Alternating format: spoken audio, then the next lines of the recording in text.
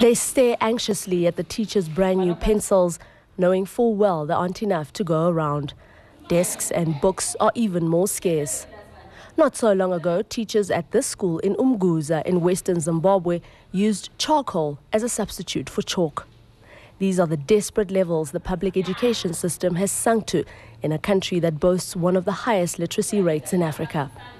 An economy in tatters has left parents so poor they cannot afford to pay the $24 required each year for fees here, let alone school uniforms. A person who looks after sick people is called... Yes, a nurse looks after sick people. Headmaster Nkululeko Ndlovu recently reduced the fees to $8, but it's still too much for majority of the children.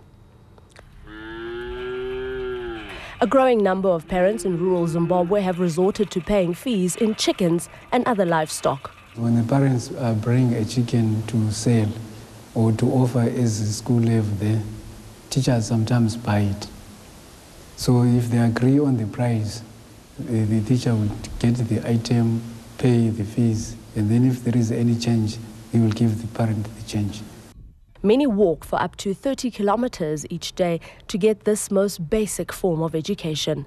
The government of President Robert Mugabe stopped funding some schools as far back as 1999. And as the economy crumbled, so too did the quality of learning. According to the Education Ministry, in the past 2 years, 20,000 teachers have left the system and an unknown number of children no longer attend school because it's simply unaffordable. The new Minister of Education says he inherited a catastrophic situation when he took office in February. 7,000 government schools were closed. Most of the 80,000 teachers were on strike. At the head office building, there was no water in our 18-story head office building. The toilets were in a mess, and that was emblematic of the state of schools.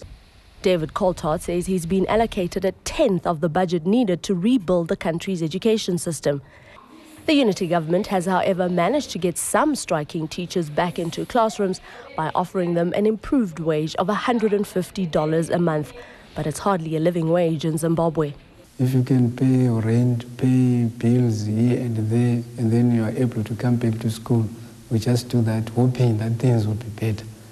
The Education Department estimates that it could take up to 10 years to get Zimbabwe's education system to where it was in the early 90s. And that can only be achieved through more sacrifices by some of the country's most committed civil servants. Nkepile Mabuse, CNN, Zimbabwe.